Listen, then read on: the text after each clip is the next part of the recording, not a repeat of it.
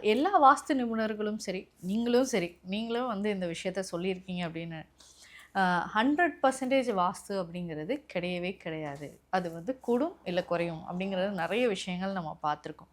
அப்படி இருக்கும்போது நம்ம வந்து திசைகள் அப்படின்னு சொன்னாலே இந்த 8 திசைகள் தான் சார் இருக்கு. 8 திசையில ஏதாவது ஒரு திசையில அவங்க வீடு இருந்தே தான் ஆகணும்.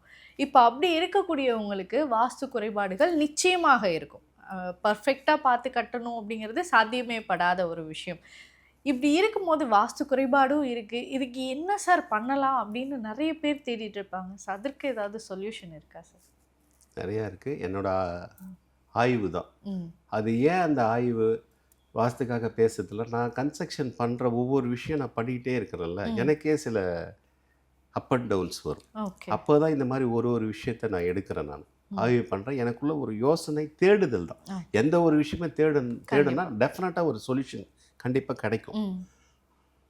உண்மையாக தேடணும். சிரத்தையோட சொல்கிறாங்களே அந்த ஆர்வத்தோட. கண்டிப்பா. அப்போது இந்த 8 டைரக்ஷன் பொதுவாக வந்து நானே கோயில்லாம் சொல்கிறேன். இந்த கோயிலுக்கு போங்க, அந்த கோயிலுக்கு போங்க. ம். இது ஆனால் வாஸ்துன்றது 5 எலிமெண்ட்ஸில் தவறான பட்சத்தில் தவறான ஏரியாவில் மாற்றி மாற்றி இருக்குன்னா, கிச்சன் சமையலறை இருக்க வேண்டிய இடத்துல சமையலறை இருக்கணும், ம். கழிவறை இருக்க வேண்டிய இடத்துல கழிவறை இருக்கணும், படுக்கை அறை இருக்க வேண்டிய இடத்துல படுக்கை இருக்கணும். இதுதானே கண்டிப்பா. வாஸ்து.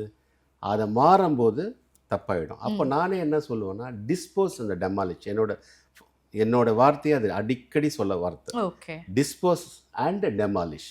ஓகே. ஒண்ணு மாற்றணும், இல்ல இடிக்கணும். இடிக்கணும். இதுதான் வாஸ்தோட இது. இது 100% உண்மைதான். அதில் மறுப்பதற்கே கிடையாது.